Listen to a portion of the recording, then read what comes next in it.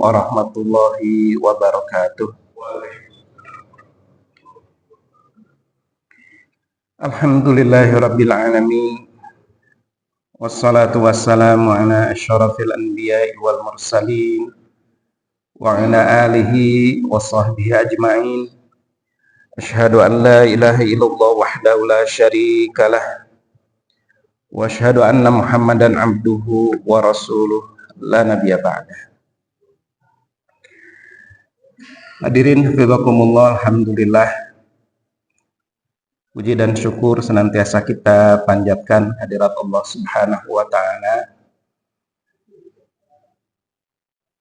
yang senantiasa mencurahkan rahmatnya kepada kita semua. Salawat dan salam semoga tetap tercurah kepada qudwah dan uswah kita, yakni Rasulullah Muhammad sallallahu alaihi wasallam, serta pada keluarga, sahabat dan para pengikutnya hingga akhir zaman. Hadirin hafizakumullah, kita akan melanjutkan pembahasan tentang ma'rifatullah, tentang mengenal Allah Subhanahu wa taala, mengilmui tentang Allah Subhanahu wa taala. Di antara unsur pokok dalam ma'rifatullah, dalam pengenalan kepada Allah Subhanahu wa taala adalah apa yang akan kita bahas pada pagi hari ini, yakni tauhidullah, mengesahkan Allah Subhanahu wa taala.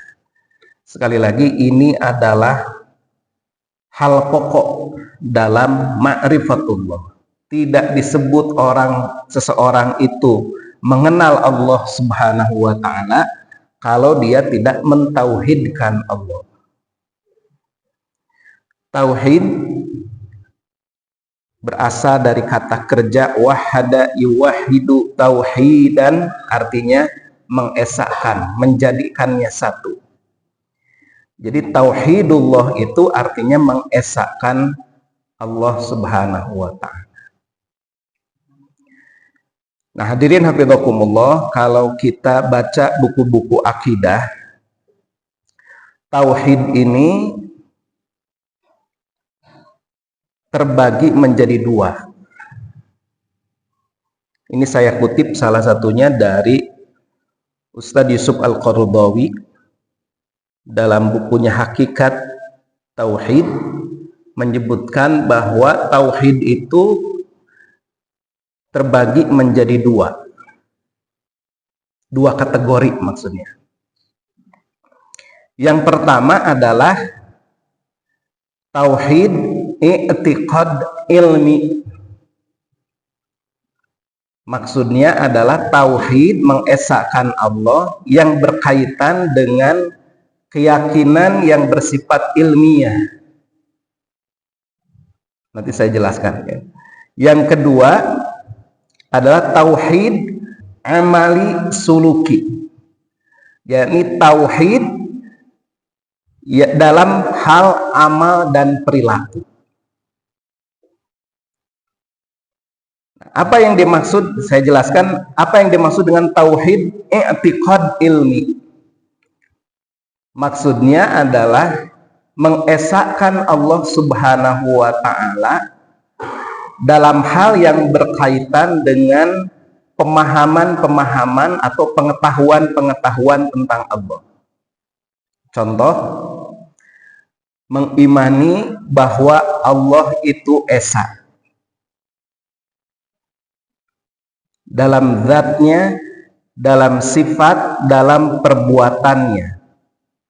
Itu adalah tauhid mengesahkan Allah dalam hal yang berkaitan dengan keyakinan, i'tiqad, dan ilmi, dan pengetahuan, pemahaman. Tidak ada sekutu bagi Allah, tidak ada yang menyerupai Allah. Allah itu tidak beranak dan tidak diperanakan. Itu adalah tauhid yang berkaitan dengan i'tiqad, keyakinan-keyakinan atau ilmi yang bersifat ilmiah. Pengetahuan-pengetahuan berkaitan dengan Allah Subhanahu wa taala. Sedangkan kalau tauhid amali suluki adalah mentauhidkan Allah dalam bentuk amal perbuatan, sikap dan amal perbuatan. Nanti dijelaskan ya. Kita satu-satu menjelaskan. Yang pertama, tauhid i'tiqad ilmi. Misalnya secara keyakinan, secara ilmiah kita harus memahami bahwa Allah itu esa dalam zatnya. Zat Allah, esensi Allah Subhanahu wa ta'ala, dia esa, tidak tersusun dari unsur-unsur tertentu atau anggota badan. Misalnya tidak ada zat yang menyamai zat Allah Subhanahu wa ta'ala. Allah itu esa, unik, tidak ada duanya. Tidak ada yang menyamai Allah Subhanahu wa ta'ala. Mudahnya adalah seperti apa yang disebutkan dalam Quran surat Al-Ikhlas. Ayat ini turun dalam sababun nuzulnya atau sebab turunnya ayat ini adalah ketika kaum musyrikin bertanya kepada Rasulullah SAW, sebutkan sifat-sifat Tuhanmu itu. Seperti apa keadaan Tuhanmu itu? Apakah dia terbuat dari emas gitu ya? Terbuat dari perak atau apa gitu? Lalu turunlah, kul, katakan Muhammad, huwallahu ahad. Allah itu esa, Allah itu satu. Allahus somad. Allah itu adalah Tuhan yang bergantung kepadanya segala sesuatu. Lam yalid walam yulad. Allah itu tidak beranak dan tidak diperanakan, tidak dinasabkan kepada sesuatu. Walam yakullahu kufuwan ahad, dan tidak ada sesuatu apapun yang setara, yang sekufu dengan Allah Subhanahu wa ta'ala. Nah, ini adalah contoh tauhid i'tiqad yang berupa keyakinan ilmi, yang berlandaskan kepada ilmu, pengetahuan-pengetahuan, pemahaman-pemahaman.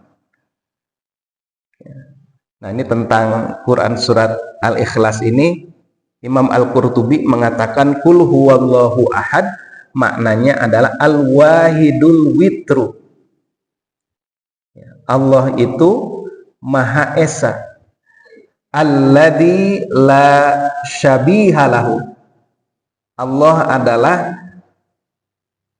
Tuhan yang tidak ada serupa dengannya, la syabiha lahu wala nadhira,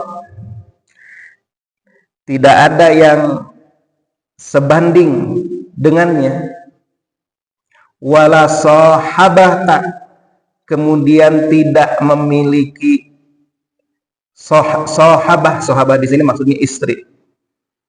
Wala walada, dan tidak memiliki anak. Wala syarika, dan tidak memiliki sekutu. Tidak memiliki teman, tidak memiliki, tidak berserikat, tidak berkumpul dengan sesuatu yang lain, tapi dia itu ahad, dia satu, esa, begitu. Oleh karena itu, di dalam Islam, Bapak Ibu sekalian, tidak dikenal konsep ketuhanan Trinitas, Trimurti. Nah, ini gambar yang nampak nih. Konsep Trinitas itu, konsep Trinitas ya, yakni orang-orang Nasrani, orang-orang yang menganggap dirinya pengikut Nabi Isa alaihissalam. Di antara mereka ada yang berbuat bid'ah yang sangat besar, yaitu konsep ketuhanan Trinitas. Satu tapi tiga, tiga tapi satu. Satu di dalam tiga, tiga di dalam satu. yakni Allah Bapa, Anak, ya, Allah Anak dan Roh Kudus. Itu konsep ketuhanan mereka, bahwa Tuhan itu esa, tetapi terdiri dari 3 unsur: Allah Bapa, Allah Anak, Roh Kudus. Konsep ini dari mana tiba-tiba muncul? Ini adalah ajarannya Saul atau Paul, ya, yang dia ini orang yang dahulunya memerangi ajaran Nabi Isa, pengikut Nabi Isa dari kalangan Yahudi Farisi, mengejar-ngejar, ya, pengikut Nabi Isa. Tapi kemudian tiba-tiba dia datang dan mengatakan bertaubat, kemudian mengaku, ya, dia ini sudah mendapatkan semacam wahyu gitu. Karena dia mendengar ada seruan dari langit yang mempertanyakan kepada dia mengapa dia mengejar-ngejar pengikut Nabi Isa. Jadi dia didatangi oleh Roh Kudus. Kemudian setelah itu dia menyampaikan ajaran-ajaran atau konsep-konsep tentang masalah ketuhanan. Jadi kalau Bapak Ibu menemukan di dalam ajaran Islam, ajaran Kristen sekarang ini, ajaran Nasrani saat ini, hal-hal yang bertentangan dengan ajaran Islam, itu adalah pasti ajaran dari Saul ini.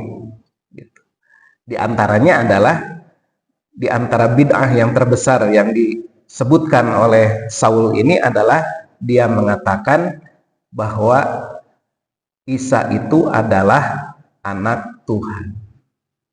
Sementara di dalam kitab sucinya sendiri tidak ditemukan sama sekali ayat yang menegaskan tentang bahwa Nabi Isa itu adalah anak Tuhan atau dia itu Tuhan, bagian dari oknum Tuhan. Begitupun konsep dalam ketuhanan dalam agama Hindu, Trimurti. Ya, ini hampir sama. Ada dewa Brahma, ada dewa Siwa, ada dewa Wisnu. Ini adalah satu kesatuan. Nah,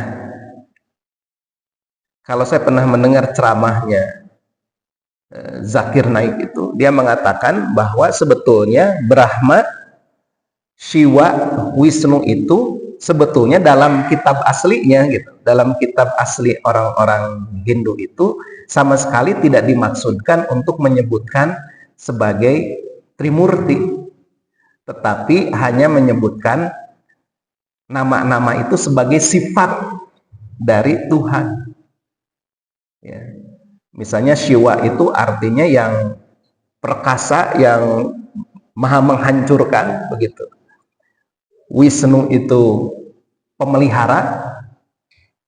Kemudian Brahma, saya lupa apa Brahma itu artinya. Nah, tapi tiba-tiba ini menjadi sifat-sifat Tuhan ini menjadi diwujudkan dalam bentuk gambaran-gambaran, ya seperti ini ya. Ada 3 nih. Jadi gambaran-gambaran Tuhan, yang kemudian dibikinlah patung-patungnya.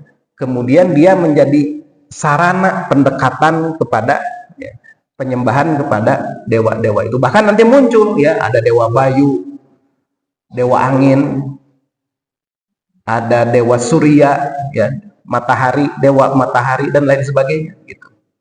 Dan nanti kalau kita lihat di dalam sejarahnya gitu, di kalangan orang-orang Hindu yang asli di India itu ada yang menyembahnya macam-macam gitu. Ada yang menyembah ke dewa ini, ada yang menyembah ke dewa ini. Seperti itu, ya.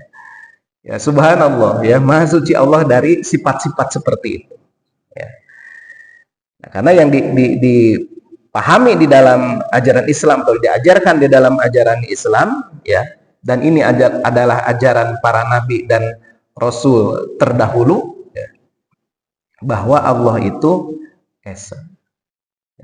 Walaqad ba'atsna fi kulli ummatin rasulan ani'budullaha wajtanibut taghut. Jadi Allah menegaskan walaqad ba'atsna fi kulli ummatin rasulan. Sungguh kami ini telah mengutus kepada setiap bangsa seorang rasul yang seruannya adalah ani'budullah, sembahlah Allah, wajtanibut taghut, dan jauhilah taghut, tuhan-tuhan selain Allah. Wa ma arsalna min qablika mir rasulin. Tidaklah kami utus sebelum kamu wahai Muhammad dari kalangan rasul, ya. Wa ma arsalna min qablika mir rasulin illa nuhi, kecuali diwahyukan ilaihi, kepadanya, annahu, bahwasanya la ilaha illa ana, tidak ada Tuhan selain aku, fa'budun, maka sembahlah aku. Jadi setiap nabi, setiap rasul memiliki wahdatur risalah, satu risalah, satu misi, ya, yang tidak berubah, ya. Syariat boleh berubah-ubah dari setiap nabi dan rasul yang lain, berbeda-beda bisa jadi, tetapi risalah, ada risalah yang sama di sepanjang zaman, yaitu mengesahkan Allah Subhanahu wa ta'ala, gitu. Atau misalnya Islam itu tidak mengenal konsep dewa dewi, banyak dewa, ada dewi bahkan gitu ya, seperti dalam Yunani, dalam tradisi Yunani ada dewa Zeus, ini raja bagi segala dewa dewi. Ada penguasa lautan Poseidon, ya. Ada dewa penguasa alam kematian, dewa Hades. Ada dewa cahaya, dewa musik, dewa pemanah, dewa pengobatan, dewa matahari, dewa penyair, ya, dewa Apollo. Ini nama-nama yang diada-adakan oleh mereka. Dewa Athena, dewi Yunani yang melambangkan kebijaksanaan, strategi perang, ya. Ada dewa Aphrodite, dewi cinta dan kecantikan, ya. Nah, Aphrodite ini dia sangat populer, ya, di kalangan para dewa. Kenapa? Karena ini dewi cinta, cantik gitu ya, dewi kecantikan. Kemudian Zeus ini khawatir akan terjadi peperangan di antara para dewa, ya, karena memperebutkan Aphrodite ini, sehingga kemudian dinikahkan dengan Hephaestus, ya. Nah, ini kan menggambarkan seolah-olah Tuhan itu seperti manusia, gitu. Sifat-sifat Tuhan itu seperti sifat-sifat manusia. Dalam Islam sama sekali tidak dikenal. Walam yakul lahu kufuwan ahad. Tidak ada yang setara dengan Allah Subhanahu wa ta'ala. Ya. Jadi esa dalam zat. Nah, ini berupa apa? Berupa i'tiqad, keyakinan-keyakinan, dan ilmi, berupa pengetahuan-pengetahuan atau pemahaman-pemahaman. Kemudian ada lagi esa dalam sifat, bahwa sifat atau keadaan Allah Subhanahu wa ta'ala itu tidak ada sesuatu apapun yang menyamainya. Jadi sekali lagi, Allah itu unik, satu yang tidak ada menyamainya. Ditegaskan dalam Quran surat Asy-Syura ayat 11, laisa kamitslihi syai'un. Tidak ada yang semisal dengan Allah. Ya. Tidak ada yang menyamai sesuatu apapun, ya, dengan Allah Subhanahu wa ta'ala. Wa huwas samiul basir. Dia Maha mendengar dan Maha melihat. Kemudian tadi, qul huwallahu ahad, Allahus samad, lam yalid wa lam yulad wa lam yakul lahu kufuwan ahad. Ya. Jadi sifat Allah tidak ada yang menyamainya. Allah itu esa di dalam sifatnya, satu di dalam sifatnya. Ya. Berbeda dengan makhluk. Nah, nanti kemudian para ulama mencoba untuk merumuskan, memformulasikan dengan melakukan istiqra, melakukan pendalaman terhadap, membaca secara luas, ya, Al-Quran dan hadis-hadis Rasulullah SAW, maka nanti kemudian ada yang menjelaskan, memformulasikan bahwa sifat-sifat Allah itu yang berbeda dengan makhluk itu adalah, misalnya dalam akidah Asy'ariyah itu disebut dikenal dengan dalam rumusan Allah itu wujud, Allah itu eksis, ada, kidam, ya, baqa, qiyamuhu binafsihi, wahdaniyat, qudrah, iradah, ilmu, hayat, sama, basar, kalam. Ini adalah di antara sifat-sifat Allah. Jadi setelah Imam Al-Asy'ari ini dia melakukan istiqra, ya, pembacaan terhadap Al-Quran, hadis, dirumuskan ya sifat-sifat Allah itu. Tapi sebetulnya ya sifat-sifat Allah itu tidak terhingga, ya. Bukan hanya sifat 20, bukan hanya sifat 50 dan lain sebagainya. Itu kan rumusan yang digunakan untuk mempermudah dalam mempelajari, dalam mengenal Allah Subhanahu wa taala. Sebagai bagian dari ijtihad, begitu ya. Tapi sebetulnya sifat Allah itu kan tidak terhingga. Jadi dalam Al-Qur'anul Karim itu banyak sekali disebutkan ya tentang sifat-sifat Allah. Bahkan akal manusia itu tidak mampu untuk menyelami kedalaman hakikat dari sifat-sifat Allah Subhanahu wa taala gitu. Nah, kemudian mengesahkan Allah dalam apa? Allah itu esa dalam af'alnya, dalam perbuatannya. Perbuatan Allah itu tidak bisa disamakan dengan perbuatan makhluk. Allah Subhanahu wa taala memiliki perbuatan atau af'al, tapi af'alnya Allah itu tidak bisa disamakan dengan af'alnya Allah Subhanahu wa taala. Penciptaan langit, penciptaan bumi, penciptaan manusia, penciptaan malaikat, jin, surga, neraka, penetapan takdir, kehendak ya, atas kehendak Allah Subhanahu wa taala, itu semua adalah af'al Allah. Dan tidak ada ya, di antara makhluk itu yang bisa menyamai Allah, perbuatan Allah. Itu hanya perbuatan Allah saja. Ketika kita memiliki i'tikad atau ilmu, pemahaman bahwa ada selain Allah itu yang bisa misalnya menetapkan takdir, atau ada di antara makhluk itu yang turut serta menciptakan langit, membantu Allah ya, menciptakan bumi, menciptakan malaikat, maka dia sudah menyimpang dari ketauhidan, telah menyimpang dari akidah Islam. Ini esa dalam af'alnya, fa'alul lima yurid. Allah itu kuasa berbuat apapun yang dikehendaki. La yus'alu amma yaf'al. Allah itu tidak ditanya tentang apa yang diperbuatnya. Ya, nggak bisa kita bertanya-tanya kepada af'al Allah karena berdasarkan ilmunya yang sempurna. Wahum yus'alun, yang akan ditanya itu kita dengan perbuatan kita itu, bukan Allah. Ya. Kita akan ditanya tentang af'al kita, tentang perbuatan-perbuatan kita di dunia ini. Tapi Allah Subhanahu wa taala itu la yus'alu amma yaf'al. Dia tidak ditanya tentang apa yang diperbuatnya. Tidak bisa ditanya gitu. Karena pasti sempurna gitu. Nah, itu berkaitan, sekali lagi, berkaitan dengan keyakinan, ilmu dan pemahaman-pemahaman. Jadi mentauhidkan Allah dalam hal yang berkaitan dengan ilmu, berkaitan dengan i'tikad, keyakinan dan pemahaman-pemahaman. Itu yang dimaksud dengan tauhid ilmi, ya, i'tikad ilmi. Kemudian yang kedua, tauhid amali suluki. Amal, suluk, sikap. Amal, perbuatan, suluk, sikap.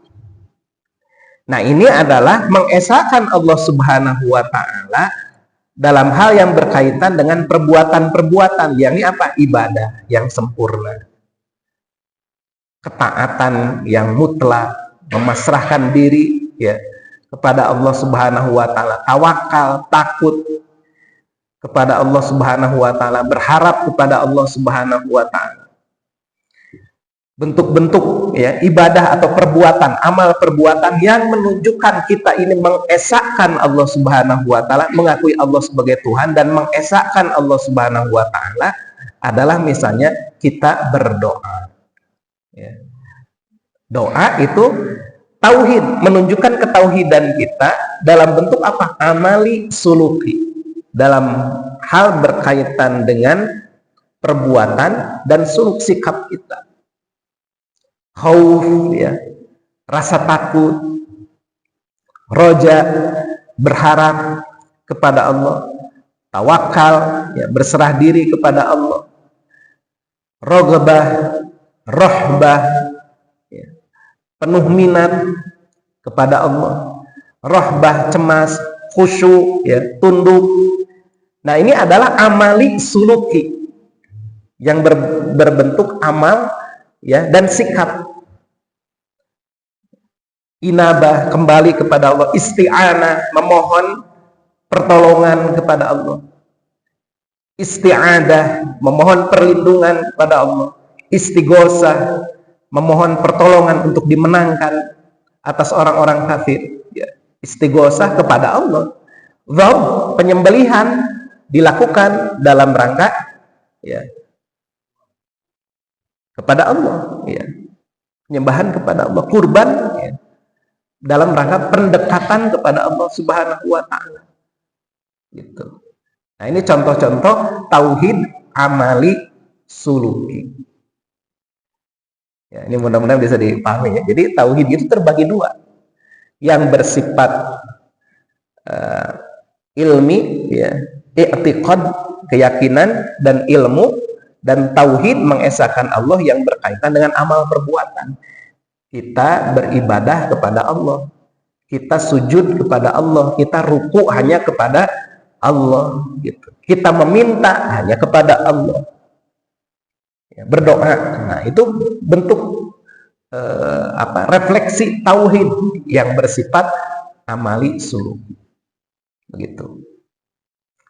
Nah, Bapak Ibu sekalian, kalau kita perluas ya bacaan kita atau pengamatan kita terkait dengan tauhidullah ini, terkait dengan tauhid atau konsep tauhid itu, nanti kita akan menemukan misalnya ada yang membagi tauhid itu, ada tauhid uluhiyah, ada tauhid rububiyah, ada tauhid asma wa sifat. Ya.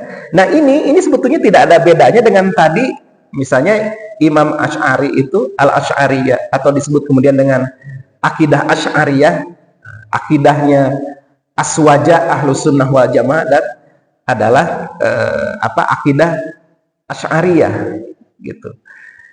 Ini kemudian ada yang merumuskan juga yang lain yang berbeda, rumusan dalam mengenalkan Allah Subhanahu wa taala itu dengan misalnya menyebut tauhid itu ada 3. Tauhid uluhiyah, tauhid rububiyah, tauhid asma wa sifat. Apa yang dimaksud dengan tauhid uluhiyah ini? Ya, ini yang dimaksud ini sebetulnya tauhid amali suluki, tauhid uluhiyah itu. Jadi mengesahkan Allah mengesahkan Allah dalam pengakuannya bahwa Dia ini satu-satunya tempat atau objek untuk penyembahan. Itu disebut tauhid uluhiyah. Ini istilah saja sebetulnya gitu. Istilah saja.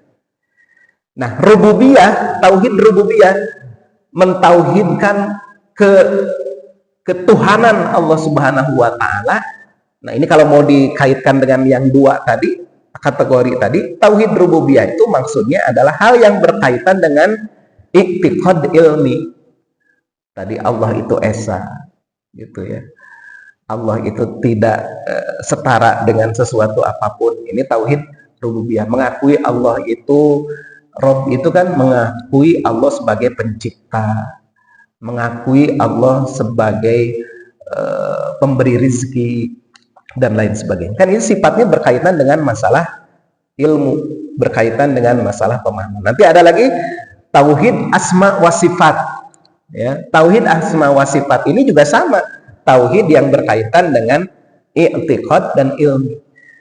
Asma wa sifat misalnya asma Allah, asmaul husna yang sering dibaca sama ibu-ibu ya, sering dilantunkan sama ibu-ibu, kan itu berkaitan dengan masalah i'tiqad, ilmi. Ya, Allah Rahman Rahim, Allah itu Maha Pengasih, Maha Penyayang. Itu kan kaitan dengan i'tiqad, berkaitan dengan ilmu, pengetahuan, pemahaman, pengenalan tentang Allah Subhanahu wa taala. Jadi jangan kita kemudian terjebak dengan rumusan-rumusan ini. Kenapa saya sampaikan begini? Karena di luar sana gitu, di luar sana itu ini sampai berdebat masalah ini. Nggak ada itu tauhid uluhiyah, rububiyah, asma wa sifat. Atau bahkan sebaliknya nanti nggak ada itu sifat 20, sifat 50, nggak ada. Ribut, kemudian berdebat, saling menyesatkan gara-gara rumusan-rumusan begitu. Nah, kalau kita yang polos gitu ya, kita yang polos mungkin nggak tahu masalah itu, tapi kalau lihat aja gitu, kita sedikit aja mengendalami, oh ternyata terjadi perdebatan tentang masalah itu dan saling menyesatkan. Bahkan kalau di masa lalu itu pernah terjadi sampai terjadi dalam hal perbedaan-perbedaan seperti itu seolah-olah sudah beda akidah gitu sudah. Padahal hanya rumusan-rumusan saja. Yang lebih penting itu adalah sebetulnya bukan masalah aksam. Aksam itu maksudnya teori-teorinya, rumusan-rumusannya. Yang harus kita pentingkan itu adalah sebetulnya substansinya apa dari tauhid itu. Nah, dua ini yang tadi gitu. Ya. Bahwa bertauhid itu artinya kita dalam aspek keyakinan, dalam aspek ilmu kita mengesahkan Allah Subhanahu wa taala. Dalam aspek amal perbuatan kita pun mengesahkan Allah Subhanahu wa taala. Itu yang terpenting gitu. Tentang rumusan-rumusan itu bisa macam-macam nanti. Itu mah ulama mengkategorikan, membuat rumusan-rumusan, teori-teori untuk supaya mudah sebetulnya maksudnya, supaya mudah kita mempelajari tentang tauhid. Ya. Jadi nanti kalau bapak-bapak, ibu-ibu misalnya mendengar ceramah atau membaca buku berkaitan dengan tauhid, akan menemukan itu yang tadi saya sampaikan. Nanti ada lagi orang yang mengatakan ada tauhid mulkiyah, ya, tauhid mengesahkan Allah dalam hal kekuasaannya. Jadi yang berkuasa itu hanya Allah Subhanahu wa taala, tidak ada yang lain. Nah, sebetulnya mulkiyah itu adalah tauhid i'tiqad ilmi sebetulnya. Hanya kemudian dikhususkan ada nama tauhid mulkiyah itu gitu. Itu untuk menegaskan, karena sekarang ini banyak orang-orang yang lupa bahwa kekuasaan itu sesungguhnya milik Allah, hanya milik Allah. Sehingga ada ulama yang menyampaikan itu, rumusan itu, tauhid mulkiyah. Nanti kata yang lain bid'ah katanya gitu, tauhid mulkiyah. Gitu. Jadi begitu, itu hanya rumusan saja gitu. Intinya adalah berporos kepada dua ini yang tadi dalam hal tauhid itu. Jadi kita ya dalam bertauhid ini yang terpenting adalah dalam aspek keyakinan, dalam aspek amal seperti apa. Tauhid itu mengesahkan Allah itu. Jangan meributkan hal-hal yang bersifat teoritisnya. Gitu ya. Bukan berarti tidak boleh mempelajari, tetapi jangan sampai ribut dalam masalah teoritisnya gitu. Mudah-mudahan ini bisa dipahami. Alafu minkum. Assalamualaikum warahmatullahi wabarakatuh.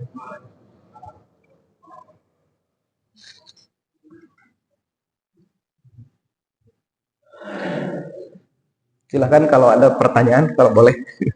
Waktunya masih panjang.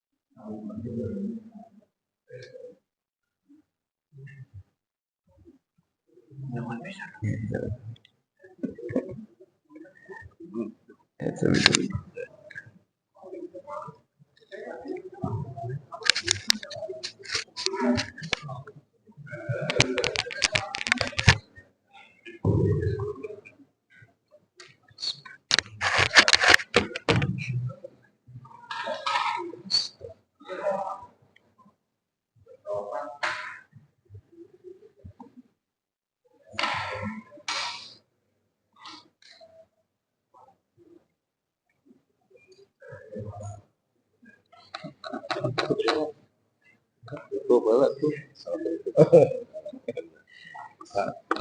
tadi salah anu pembuktian kan tadi disampaikan ilmiah banyak belum ada pembuktian bahwa itu satu awal itu dengan iya baik berarti ya referensi ini kuat kan kalau dalam bawah itu ada kalau dari itu akan berkembang tadi sifat awal ya meninggal ada ya pembuktiannya itu kalau dalam Islam secara ilmiah kan tadi bicara ilmiah ya secara ilmiah itu maksudnya